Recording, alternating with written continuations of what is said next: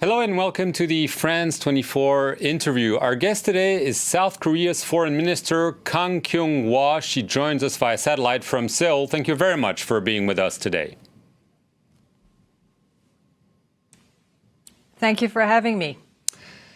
Mrs. Minister, South Korea has earned plaudits from around the globe for its tackling of the coronavirus pandemic. The number of infections dropped from 900 a day in late February to less than 30 per day. This without imposing any lockdowns and even holding legislative elections this week. What has South Korea done differently?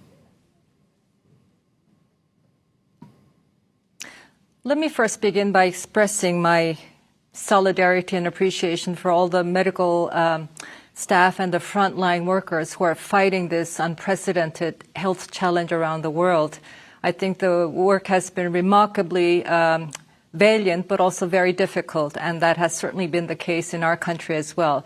My heartfelt sympathies to the victims and the families who've suddenly lost loved ones in this crisis. Governments are fighting this around the world, and so as government, our solidarity with the governments in the midst of this. As you say, things have stabilized here in my country. The numbers of new infections are now under 50, and that's been a continuing trend during the past week. So yes, we have acted quickly and preemptively, and that is not just our philosophy, but is a reflection of our recent experience. You may know that in 2014, we had a terrible ferry boat accident where we lost 304 lives in the midst of a very inept response by the government at the time. And that has been a collective trauma to all Korean people. And the following year, in 2015, we had a MERS outbreak that lasted for about 3 months, didn't affect that many people, but was very highly fatal. And I think the government's reaction then was also initially very intransparent and dismissive, and so heavily criticized. It came around, responded, and contained. So this government has been very determined to be prepared when disaster strikes. We may not be able to prevent disasters from striking, but we can do a lot to prepare so that we can minimize the human suffering and contain the socioeconomic consequences. So from the very beginning, we were of a mindset and a government machinery ready to act quickly and preemptively, and that is what we have done. And being uncompromisingly transparent and open in the process. Our fight about the virus is about robust testing, very vigorous tracing, and quick treatment of the patients. And in addition to transparent and open, we have also been very adaptive in adapting our response to the changing nature of this challenge of a new virus, the nature of which we don't fully understand as yet. Right. Mrs. Foreign Minister, massive testing has been a key. There are reports that the United States has ordered some 600,000 testing kits from South Korea. Are you confirming that this is the case, that South Korea will send such amounts and even more testing kits to the U.S.? Yes, we are. In fact, I think these are FDA approved, preliminary approval for these, quickly approved, and as a result of a conversation between my president and President Trump last month. So yes, I think the contracts have been signed, and they should be ready for shipment anytime soon. Right. Obviously... but we are also sending test kits to many other countries as well. Right. Do you fear a quote-unquote second wave of the virus? You've imposed harsher controls for people coming into the country those last week. We've seen this happen in China. Is this a real concern in your country as well? Well, as I said, we don't know fully about the nature of this new virus. We know that it travels very quickly. We know that it's highly fatal to certain people with certain medical conditions, especially among the elderly people. But what we are discovering these days is that those fully cured and released, many of them have been found to test positive a few days after. And so now, we are learning that there's a lot more that we need to learn about how the virus travels, in addition to the need to find cures and vaccines.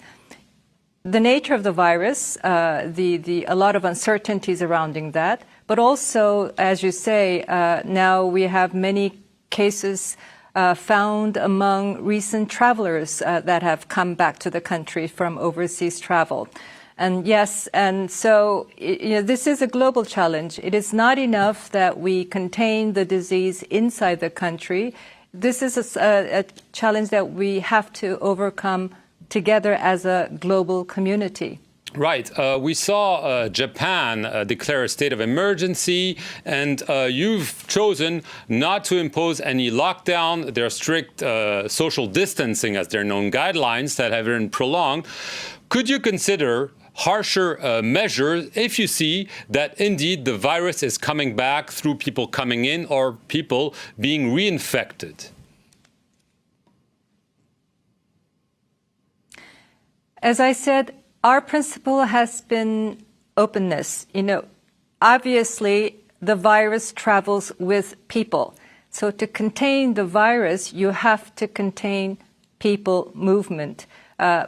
And you can do this from two different approaches. You either respect the freedom of movement of people and make exceptions for those who need to be contained, the patients certainly, but for the close context, or you do the opposite way. You crack down on the movement and you make an exception for the travel. Our approach has been from the very beginning, by default, respecting the people's right to freedom of movement, and then to implement measures where necessary and proportionate to the needs to manage the risk. And now, because the risk factor comes with the people coming from overseas into the countries, we have placed all travelers coming from outside the country to 14 days of self-isolation, either in their homes or in government-sponsored facilities for monitoring and testing if necessary, and then hospitalization if necessary. So our measures have adapted to the evolving nature of this challenge, but the principle has been to preserve that openness to the very best of our abilities, and that has meant a great deal of work for the government. But we have managed. I don't think the idea of a lockdown or blockade would be acceptable to our public. Even at the height of our crisis, when this was exploding in the southern city of Daegu and Gyeongbuk province, where numbers were climbing by the hundreds, as you say, to a maximum of 900 per day, even then we did not impose a blockade. We strongly advised people to not to go to crowded places, to stay home, but we did not impose mandatory travel bans. People were still free to travel in and out of the city even at that time. The idea of a blockade would be completely a mandatory blockade would be contrary to our principle of openness. Do you agree with President Trump that the World Health Organization has been too slow and even too lenient with China?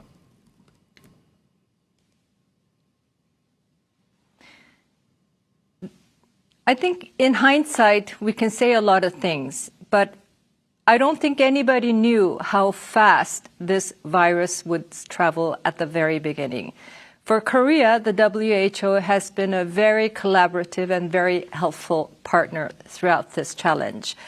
We communicate very closely and we support its work.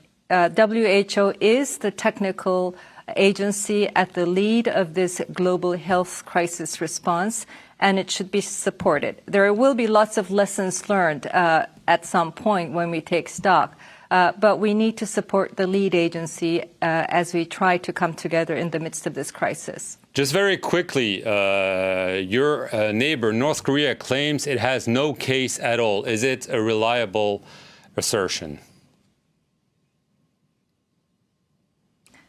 That is its official position. I think we need to take that with some grain of salt, but it is an intransparent, closed country where information is very difficult to get. But we watch very closely on the developments with the information that we are able to garner through its official media outlets. But we will see. And we stand prepared. My government is, we really think that a cooperation between South and North Korea in the health sector, especially at a time of this contagious disease, is necessary. We have made that offer, but so far we've not received any positive response. Just a very last question. We've seen testing of missiles by North Korea. Are you fearing an escalation while the world is focused on fighting the pandemic? Again, we watch very closely. We analyze these recent short-range projectiles they're firing with our U.S. ally. This is certainly unhelpful as we are dealing with this unprecedented global health crisis. It is certainly unhelpful to our efforts to revive the momentum for dialogue towards denuclearization and work towards lasting peace on the Korean Peninsula. Foreign Minister Kang Kyung-hwa, thank you very much for being with us here on France 24 from Seoul and telling us about how your country is fighting coronavirus. Thank you for watching this interview.